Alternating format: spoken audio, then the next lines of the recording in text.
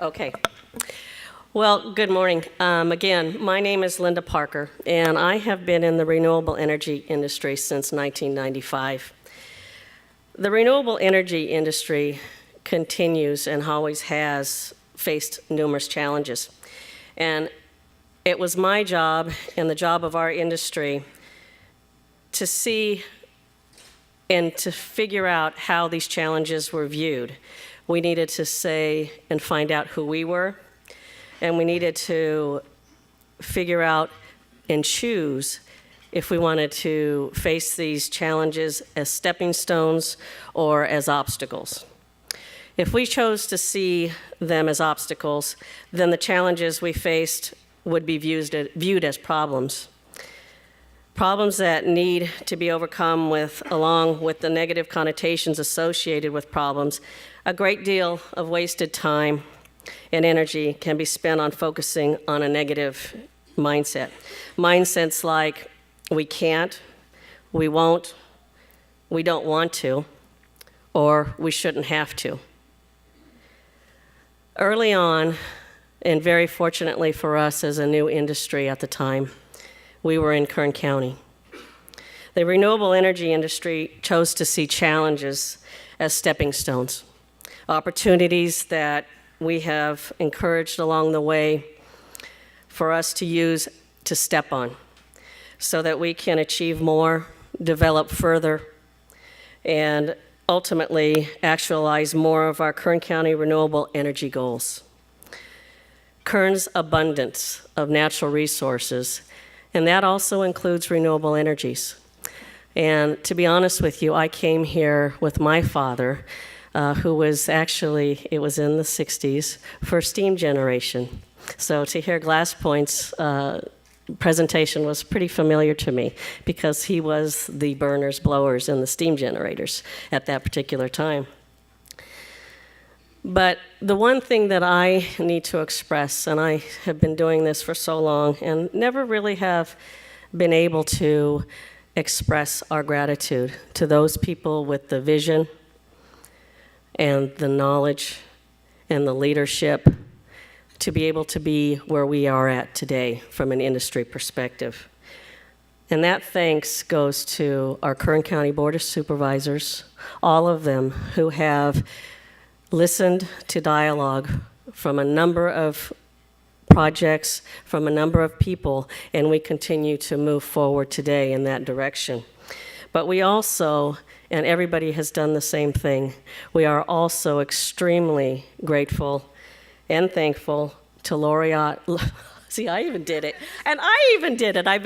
Lorelei Oviatt, the Director of Planning and Community Development, and her planning team.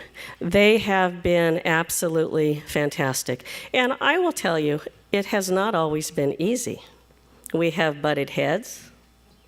We have disagreed on a number of occasions.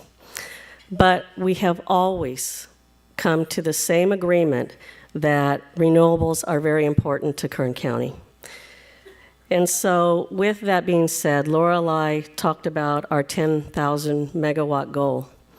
And we are, and I'm great to say, and along with all of your help, we will meet that permitting goal by December.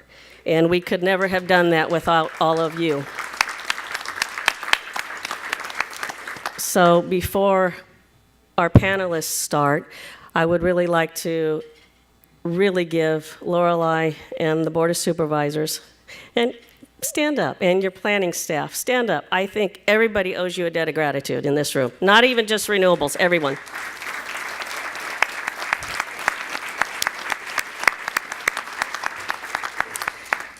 You know, it's not every day a new industry can bring in $50 million in property tax assessments, and that's what the wind industry did this last year. So without further ado, I'm going to allow my panelists, because they're the experts in their energy industries. You know, renewables do come in a number of different generations forms, and I want them to be able to educate you that renewables are here to stay. When we first started a long time ago, no one ever thought we would proceed or succeed, and we're still here. And I want everybody to know we will maintain that, and we will continue to be here and bring in money to this county. Before I start, I always have to lighten the load a little. Okay, this is specifically for Lorelei and all of those commissioners. I would never do anything this politically incorrect. However, this has been an issue for us in the industry for quite some time. So what it does say, and it's kind of cute, is the two birds in the tree are looking at the two birds nesting on top of the nacelle of the wind turbine. And it said, I am amazed they got that through the Planning Commission, which it would never have happened here in Kern County, so that's why it made me chuckle. But what we're going to do now is we are going to start with our panelists, and our first panelist today is Jack Pigott. Jack is with First Solar, and he has been developing renewables for quite some time, and I'm going to have Jack come up and give his presentation.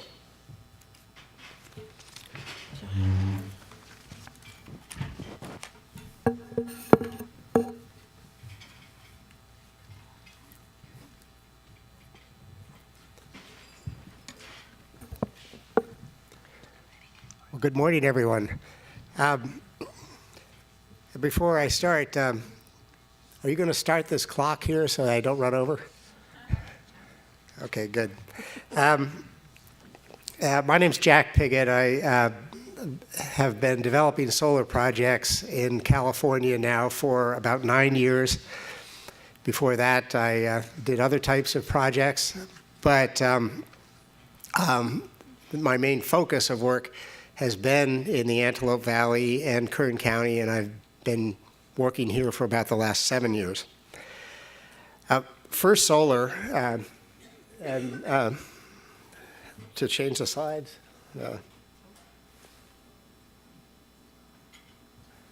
First Solar is first and foremost a module manufacturer. We are the largest thin film module manufacturer in the world. We have a specific technology that we use that's different than many of our competitors that are crystalline silicon. And we focus on utility scale solar. And we have approximately 10 gigawatts, actually over 10 gigawatts installed worldwide in operation. We have over 2,000 megawatts installed and operating in California, and we'll see in the next slide, if you counted the projects in construction and development, we're now over 4 gigawatts in California. We're vertically integrated. Everything comes down to the manufacturing, though, and selling our modules. We have our construction group that builds projects. I'm a developer and develop projects. We also build projects and put our modules in projects that for other parties. Up until recently, we haven't kept ownership. We don't have the ability to use the tax appetite to utilize the tax benefits, and that's changed somewhat. We're now keeping an interest in many of our projects. We're a U.S. company. We've been around since 1999, and we have a strong balance sheet. We, in fact, one of the advantages is that we frequently build projects on balance sheet and don't sell them until they're about to enter operation.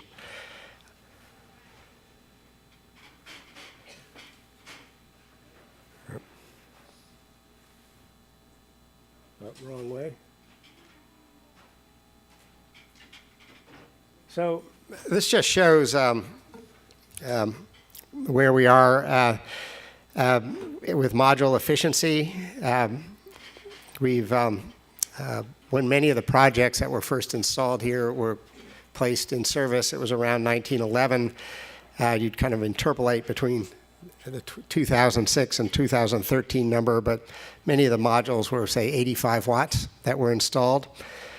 Today, we're producing 115 watt modules, And that would mean that for those projects that were built back then, we'd use 1/3 or fewer modules, 1/3 or fewer balance of systems, 1/3 less land for the same output. And that's going forward. Our 130 watt modules that are shown here have been proven in the lab, and we're readying them for manufacture.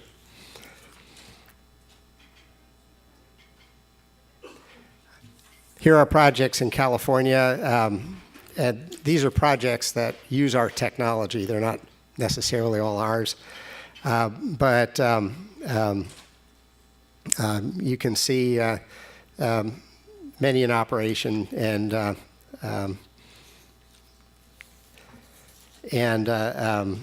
we don't intend to stop. As a manufacturing company, the modules come off the assembly line every day, and the investment tax credit is just a bump in the road. Here are projects in Kern County and in the Antelope Valley. I would note that you can see one is one of our large ones that was built early on, the AV Solar Ranch. It's actually in LA County. Connects into Kern, into Tehachapi. With the new SB 350. In order to meet that goal, it's going to require 100 of those new projects, assuming that it all goes to solar.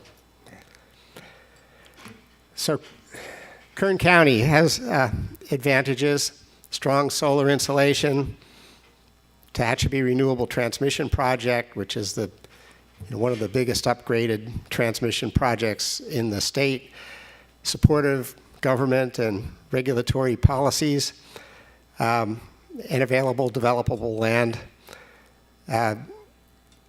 All of those work in favor of additional solar development here. What is needed is access to Tehachapi Renewable Transmission Project. There's a lot of projects connecting there. If you were to try to get into a wind hub these days, it's pretty difficult. But once complete, and TRTP is still not complete, when the Chino Hills is complete, it will have approximately another 1,500 to 2,000 megawatts of capacity. And then, of course, continued support, which, based on this conference, it looks like that's going to continue. So thank you very much.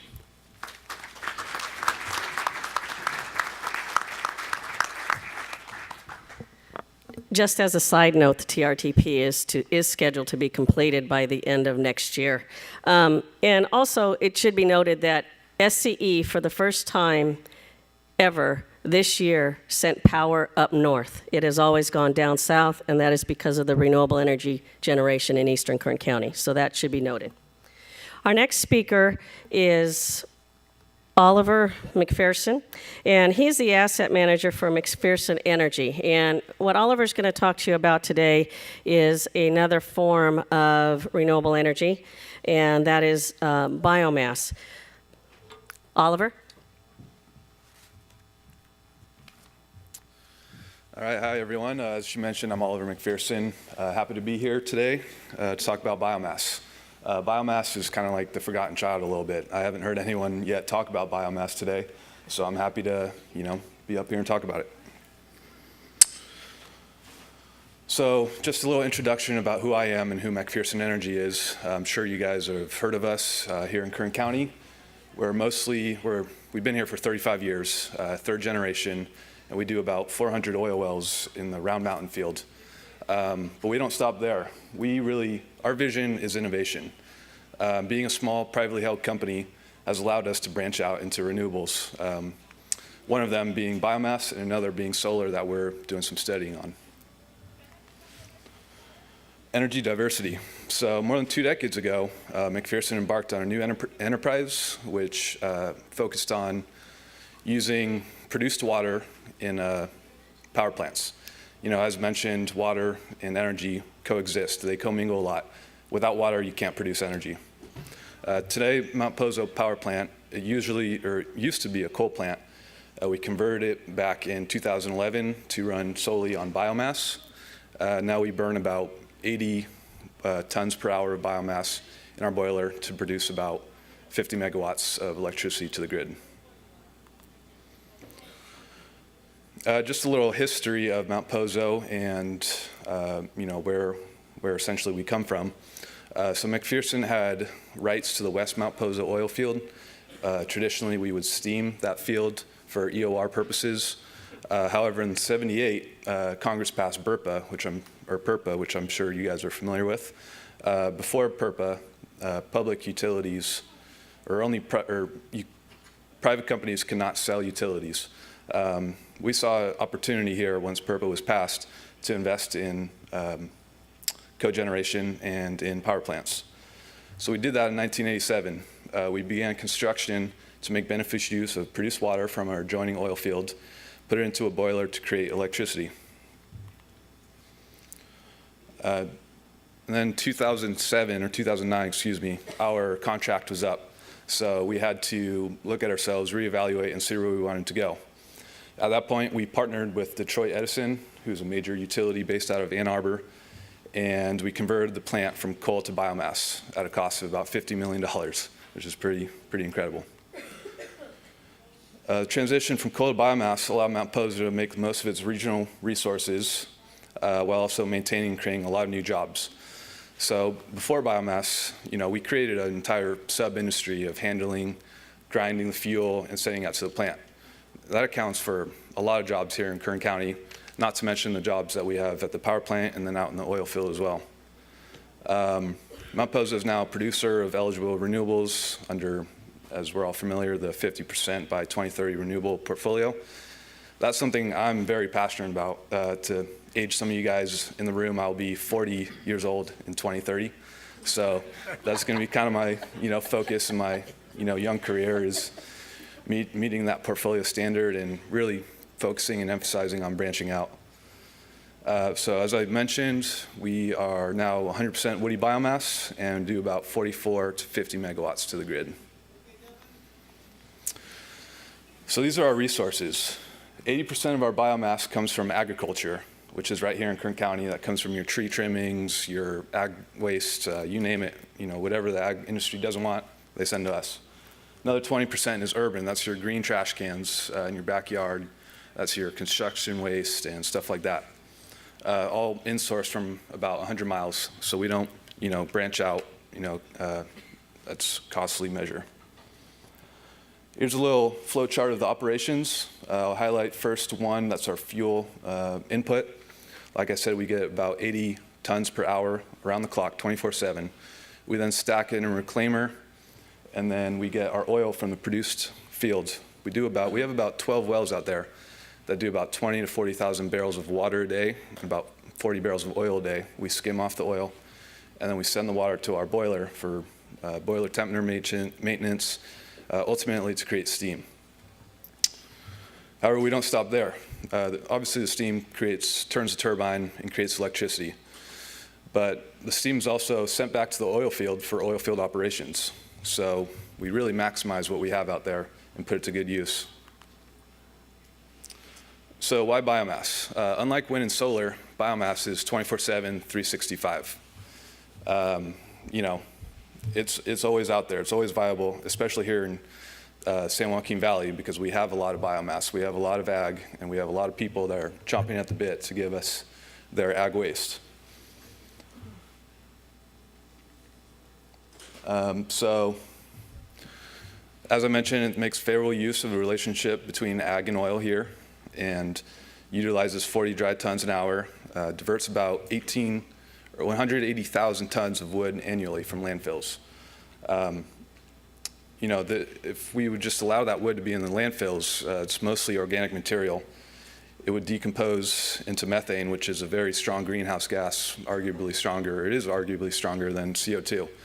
So in that way, we're sequestering the fuel, getting out of landfills, and making beneficial use out of it. So we also, a byproduct of the operations, you get a little bit of fly and bed ash.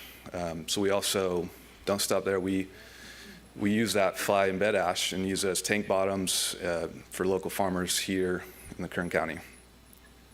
So that being said, I'd like to thank you guys for having the opportunity to be up here, and I will pass it off to Wynn now. Thanks a lot. Thank you. Good job. Okay, we're going to move forward. You know, Richard did say that I was trying to make some things funny, but, you know, it is not easy finding jokes regarding energy or renewable energies. But, you know, I did find one, and it was a successful politician is a power transformer.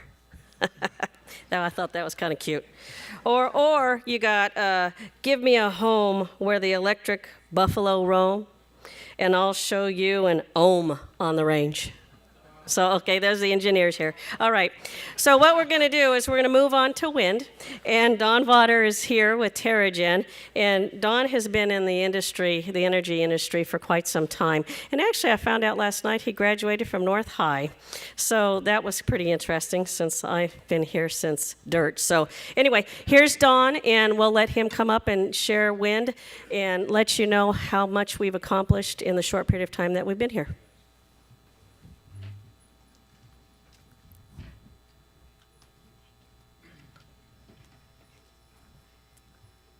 Morning, everyone. I'm Don Vawter. I'm with Terra-Gen, and if I mispronounce anything, it's because I'm a North High grad, so just bear with me.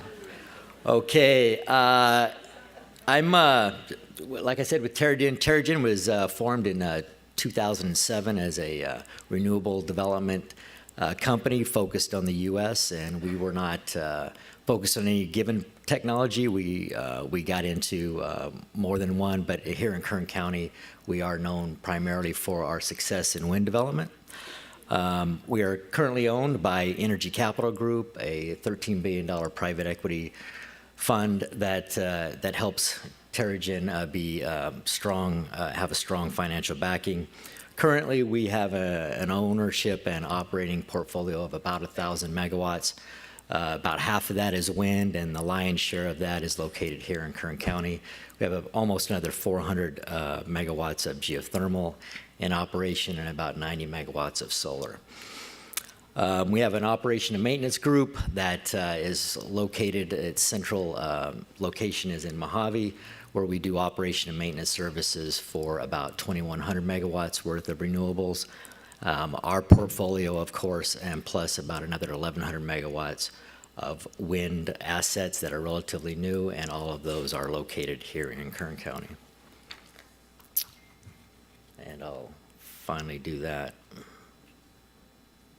That's all I just said. I just said all that. So, yeah.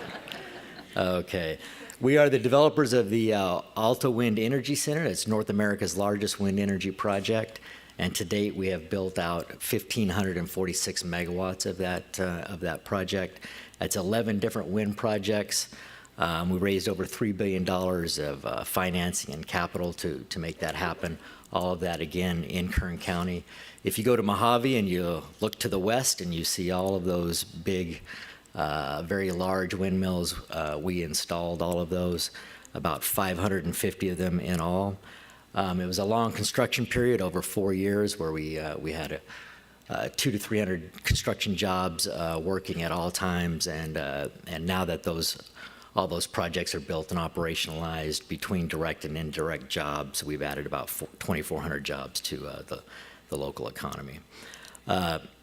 We also diversified and added to Kern County's tax base, as it's been mentioned before. As part of our give back to the community, we've given out over $100,000 worth of scholarships to our local seniors. You can't get that far and do that much without a lot of help and a lot of support from the local leadership and the local municipalities and the local agencies that help and permit all of that and make all of that help happen along with us. And so Kern County is to be congratulated on that success. It is a great place to do renewable energy business, for sure, and that's not just a platitude. As you've heard, it's something that is our direct experience. And here in Kern County, what is great about develop in Kern County is you've got the resource, but you have consistent and fair policies that are consistently and fairly applied. There are a lot of places that have resources, but you don't have that.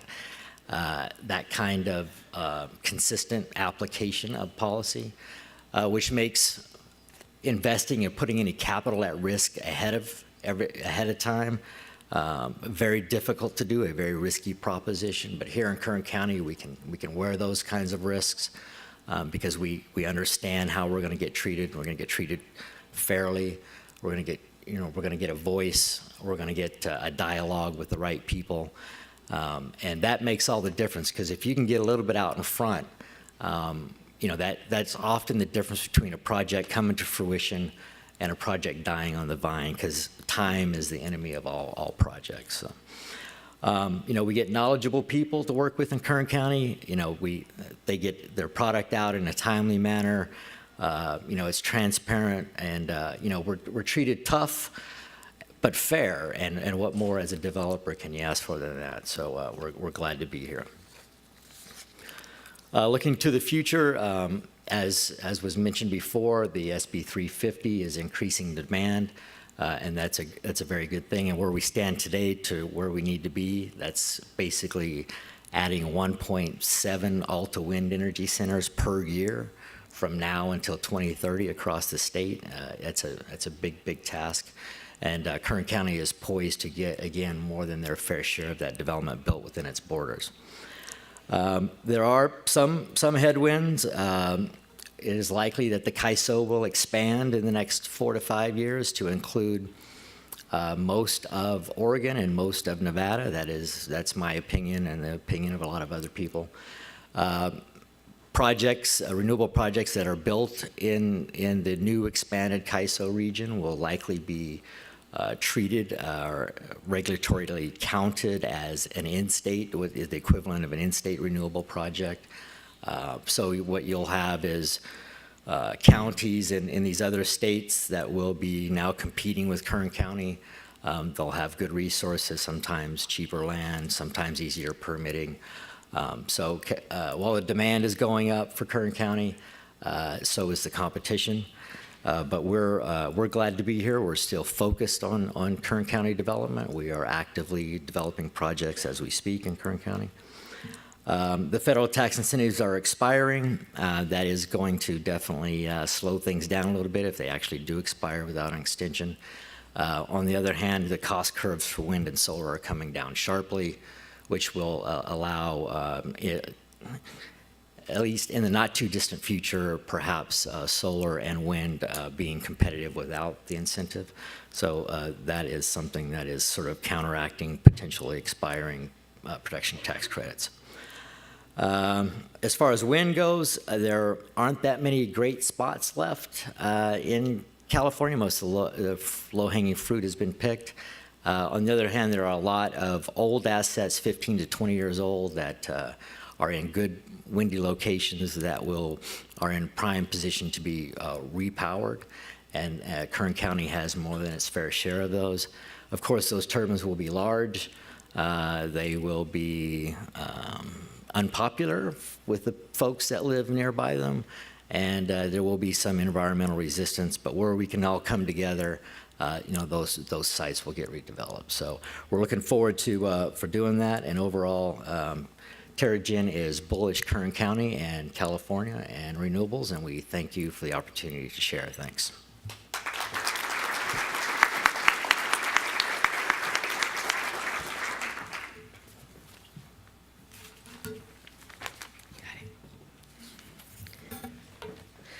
So with that, do we have some time for some questions? We're good? Okay, so all of us will be here during the remainder, and if you do have any questions of any of us, please don't hesitate to ask us, because we are very proud to talk about our industry, as you can tell. So thank you very much.